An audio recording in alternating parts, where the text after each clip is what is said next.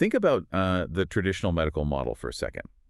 Going to your doctor for an annual checkup is essentially like taking a single photograph of your house, once every 12 months. Right. Just a quick snapshot. Exactly. You pull out the picture, look at it, and say, well, the roof looks fine today. The windows are intact in this one snapshot. Yeah. The problem is you have absolutely no idea what happens when a massive storm rolls in at 2 in the morning. Or if there is, like a pipe slowly leaking behind the drywall all winter long. Yes, because the human body isn't a static image.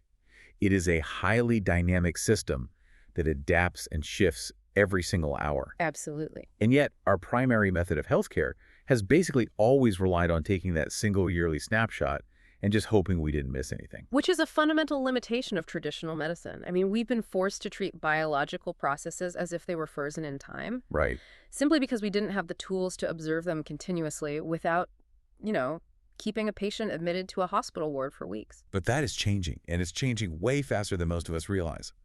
Imagine replacing that single annual photograph of your house with a high-definition 24/7 security camera network. Oh, yeah. One that is constantly monitoring every single physiological room in your body. We are talking about the quiet revolution happening right now on our wrists, our fingers, and even our skin. It's massive. It really is. It's the absolute merging of wearable technology and artificial intelligence. Which is fundamentally changing the definition of what it actually means to understand human biology. We are moving from episodic observation to continuous systemic monitoring. So to really grasp what is happening here, we've pulled together a massive stack of sources for today's deep dive. It's a really diverse stack, too. Yeah, we are sifting through recent medical journals, systematic reviews on digital health, and incredibly detailed validation studies. The ones looking at the raw accuracy of these wearables are fascinating. Definitely. And we also have some really interesting frameworks on data privacy and the algorithmic math running behind the scenes. So our mission today is to decode what these devices are actually measuring underneath the hood. Right, separating the proven medical science from the slick marketing hype. Exactly. And to uncover what happens when you hand your most intimate physiological data over to an algorithm. Yeah, that's the big one. Okay, let's unpack this by looking at how this 24/7 monitoring is currently actively revolutionizing the treatment of a massive global health issue. Prediabetes. Prediabetes, yeah. It's the perfect lens for this because it represents a critical borderline zone. The sources define it as that window where a person's glucose is consistently elevated above normal levels. Right, the A1C levels of 5.7 to 6.4%. Exactly. But it hasn't yet crossed the threshold into full-blown type 2 diabetes. Right. Historically, doctors relied on those episodic tests we just talked about, like a fasting blood test done first thing in the morning at a clinic. But a single test at 9 a.m. completely misses the subtle, microscopic variations in a person's glucose metabolism throughout the day and night. It's a huge blind spot. The research points this out specifically with something called the dawn phenomenon. The dawn phenomenon is a brilliant example of why continuous monitoring matters so much. It's this physiological pattern where your body experiences a subtle rise in blood sugar levels during the night. Usually while you're fast asleep, right? Yeah, exactly. Mechanistically, what is happening is your body is preparing to wake up. It releases counter-regulatory hormones like cortisol and growth hormone in the early hours of the morning. And those signal your liver to pump out a bit of extra glucose for energy. Right.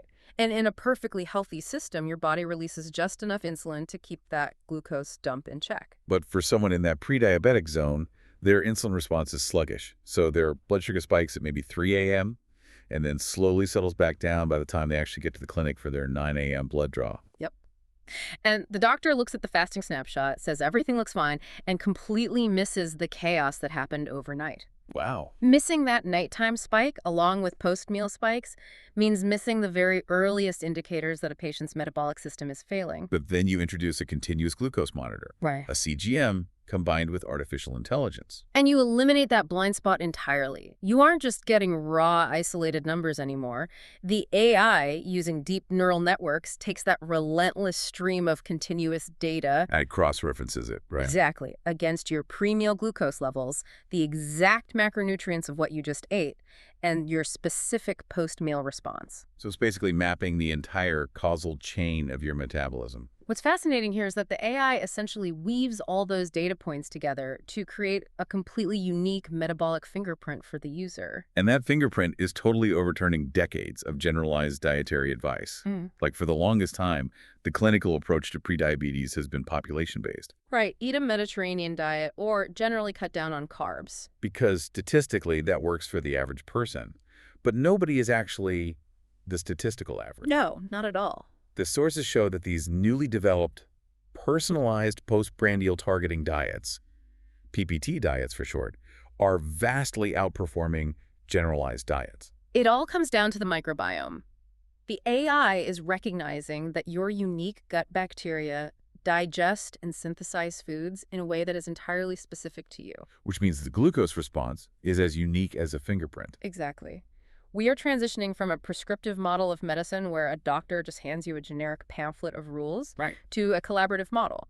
You and your clinician use your continuous biological data to engineer a diet optimized for your specific cellular response. Okay, hold on though.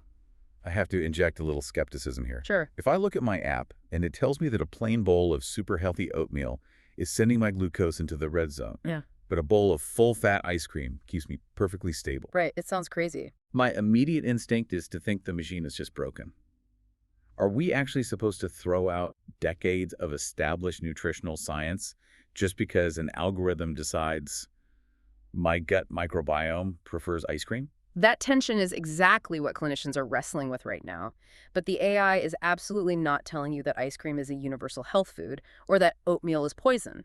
Okay, so what is it saying? What the deep neural network is identifying is how your specific metabolic state handled that exact combination of fats, proteins, and sugars at that particular time of day. Ah, okay. Fats, like those in ice cream, actually slow down gastric emptying, which can blunt a rapid glucose spike. Oh, right. While the oatmeal, being largely carbohydrate, might hit your bloodstream faster if you ate it entirely alone, the data is providing context, not absolute nutritional morality. That makes a lot of sense. It requires interpretation, which is why it's a tool for a clinician to use with you, not an oracle to just blindly obey. But this highly personalized PPT diet completely falls apart if the data feeding the AI is garbage. Oh, 100%. If your wearable is giving you inaccurate readings about your heart rate or your post-meal physiological stress, you are essentially building a custom health plan on a hallucination.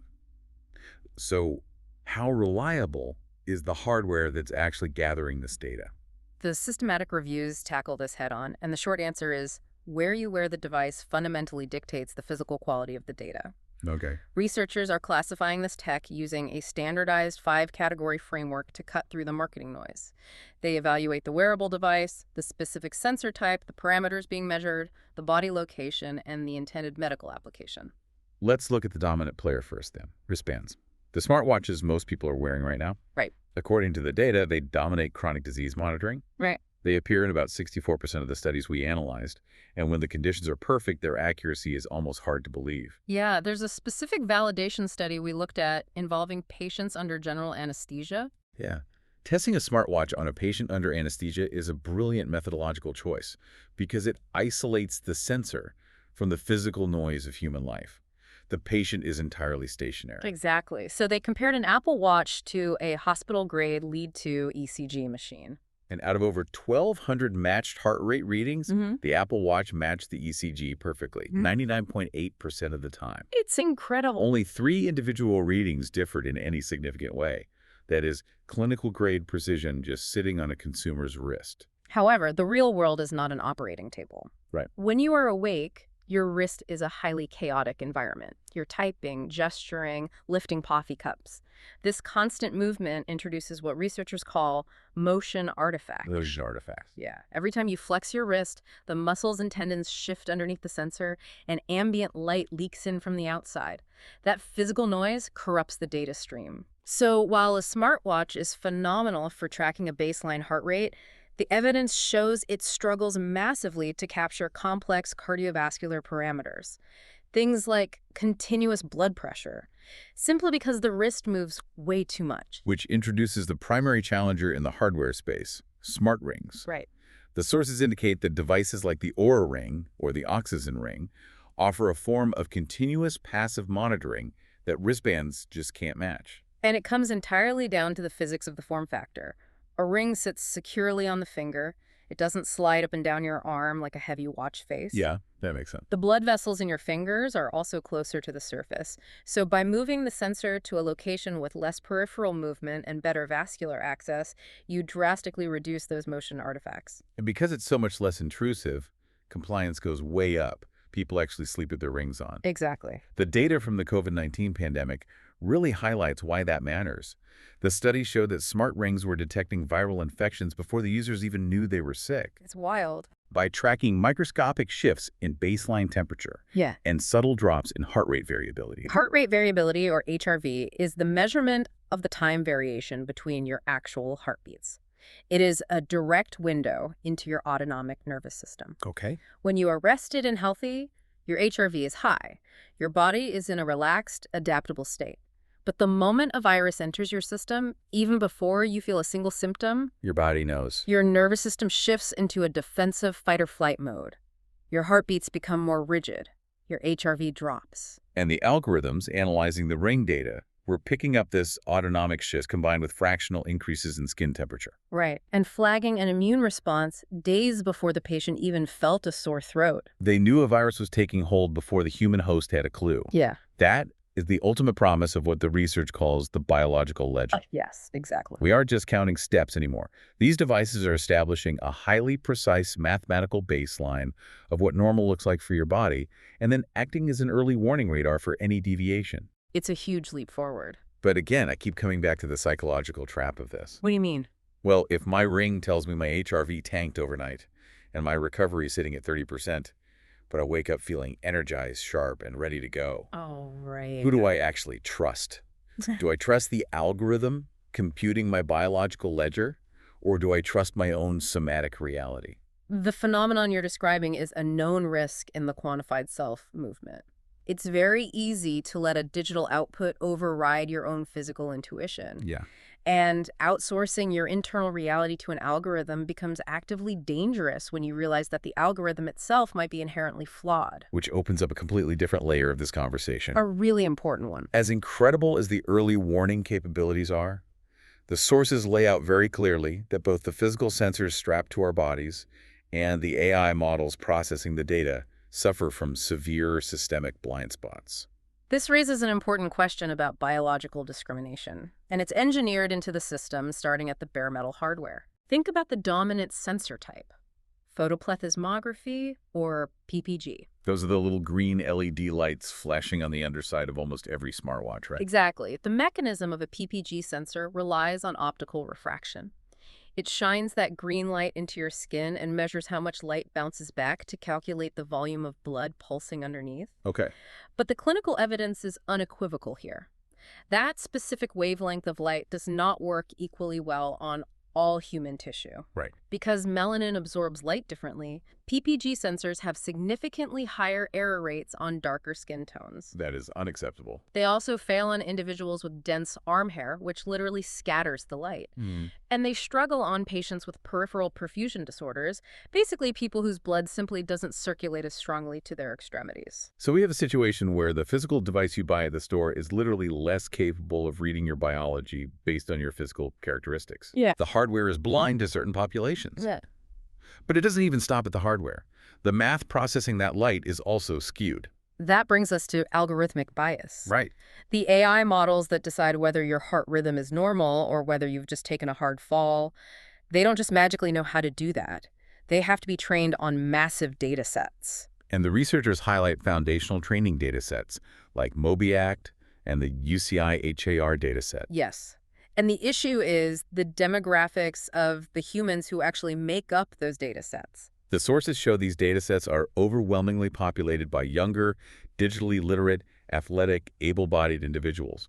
It's basically the demographic of people who volunteer for tech studies near university campuses. Exactly. So what happens to the math when you take an AI model whose baseline for normal was built exclusively on 25-year-old athletes, and you apply it to an 85-year-old patient with complex comorbidities? Or someone from a completely different geographic and ethnic background. It's like training a self-driving car exclusively on the flat, sunny, straight highways of Arizona, and then dropping that exact same car onto a winding, icy mountain road in the Swiss Alps. That's a great analogy. The car's computer isn't broken, but its mathematical baseline for reality is fundamentally mismatched to the environment it's actually in. Precisely. And in a medical context, that mismatch leads directly to false alarms for healthy people or, terrifyingly, misdiagnoses for underrepresented populations. Wow. The algorithm looks at a dangerous heart arrhythmia in an older patient and just dismisses it because the math doesn't recognize the pattern. Here's where it gets really interesting and frankly a bit alarming. You buy a device thinking it's an objective scientific tool, but the math inside it is actually optimized for someone else's biology. Yeah. How is this allowed in healthcare? The industry has wrapped these devices in so much sleek packaging that we've dangerously conflated technical sophistication with clinical neutrality. Right. Just because a device uses deep neural networks doesn't mean it's inherently objective. But because the AI operates as a black box, meaning the internal decision-making math is completely hidden from both the doctor and the patient, we just accept the output as a medical fact. It's a closed loop of proprietary math, and that lack of transparency leads us to the final and perhaps most pressing issue raised in the research. Data privacy. Right. If these biased black box algorithms are collecting a relentless 24-hour stream of your most intimate physiological data, where does that data actually go? I think anyone who has ever downloaded a health app has experienced this. You're clicking through the setup, and you get a vague push notification mentioning that your metrics are being shared with partners to improve your experience. Yeah. The sources frame this as a massive vulnerability. You have absolutely no idea who those partners are or what a third-party data broker is doing with a live feed of your heart rate and sleep cycles. When we aggregate physiological data without regulation, the risks escalate really quickly. Right. Well, at the mild end of the spectrum, you're looking at hyper-targeted advertising. An algorithm notices your HRV dropping and your stress markers rising, and suddenly you are flooded with ads for anxiety supplements. But at the severe end, the sources outline frameworks warning about serious insurance implications. Oh, wow. If a biased AI decides your metabolic fingerprint classifies you as high risk, could that data be utilized to quietly increase your health insurance premiums? It's a deeply unsettling thought. If we compare this to our finances, I would never allow my bank to secretly share my transaction ledger with unregulated third-party brokers. It would be a massive scandal. Right. So why are we so willing to accept it when it's our biological ledger? Primarily because the infrastructure to protect it just hasn't existed at the consumer level yet, but the research does provide a roadmap out of this. Okay, good. The first necessary step is the implementation of XAI, Explainable Artificial Intelligence. Which means forcibly opening up that black box. Exactly. The mechanism of the algorithm must be auditable. If an app tells a clinician that a patient is at risk for a stroke, the XAI framework demands that the software actually show its work. It has to prove it. It must highlight the specific data points, the exact temperature shift, the specific heart rate anomaly that led to that conclusion. If we connect this to the bigger picture, it aligns perfectly with emerging regulatory frameworks like the EU AI Act, Right. which explicitly demands traceability in automated systems that impact human health. But knowing how the AI works doesn't stop a corporation from just selling the data. That's true. That requires a technological lock, which the sources suggest could be blockchain. And I know the word blockchain immediately makes people think of like cryptocurrency speculation, but the mechanism here is entirely different. Completely different use case, yeah. We are talking about using immutable digital ledgers and smart contracts to actually secure health records. The core utility of blockchain in healthcare is that it fundamentally replaces the concept of corporate trust with mathematical certainty. That is a phenomenal way to put it. You no longer have to blindly trust the terms of service of a massive tech giant. Because a smart contract acts as an uncompromising digital bouncer. It is a piece of code that literally, physically prevents anyone from accessing your biological ledger without your explicit cryptographic key. So I'm in control. Yes, you grant permission for your doctor to see your glucose data for exactly 30 days, and on day 31, the blockchain severs the access automatically. The corporation cannot override it. It gives a patient absolute primary authority over their own metrics. The research calls this achieving biological sovereignty. Right. You are shifting away from a centralized system where a corporation harvests and controls your data to a decentralized reality where your biological information is unequivocally yours. You decide who sees it, you decide what they use it for, and you hold the only key. It is arguably the only way to safely integrate this level of continuous monitoring into society. We've covered a tremendous amount of ground today. We've looked at how this fusion of wearables and AI is completely rewriting the rules of healthcare. We are moving away from taking a yearly snapshot of our bodies and stepping into a world of continuous, personalized medicine. It's a paradigm shift. It really is. We've seen how algorithms can map our unique digestive responses to create custom diets, and how smart rings can read the autonomic nervous system to predict a virus before we even feel a symptom. Yeah. But we've also unpacked the severe limitations, the hardware sensors that fail on darker skin, the biased AI trained on really narrow demographics, and the terrifying reality of our most intimate data being traded in the dark. The power of this technology is undeniable, but the foundation it currently rests on requires immense scrutiny. Exactly. Which means for you, the listener, navigating this new era requires active skepticism. Your future health and independence rely on making deeply informed choices, not just about the food you eat, but about the very tools you allow to monitor you. You have to demand transparency from the devices you strap to your wrist. And as we move forward into this highly quantified future, I think there is one lingering question we all need to deeply consider. What's that? As these devices become exponentially more powerful, as they move from simply counting our daily steps to predicting our heart arrhythmias and detecting our immune responses days in advance, is there a risk that we will begin to outsource our human intuition entirely? Oh, wow. If we surround ourselves with a 24/7 security camera network monitoring every internal physiological room, will we eventually reach a point where we no longer know how we actually feel until we look down at a screen to tell us? That is a heavy thought to sit with. A perfectly monitored house where the owner has completely forgotten how to look out the window. Thanks for joining us on this deep dive. We'll catch you on the next one.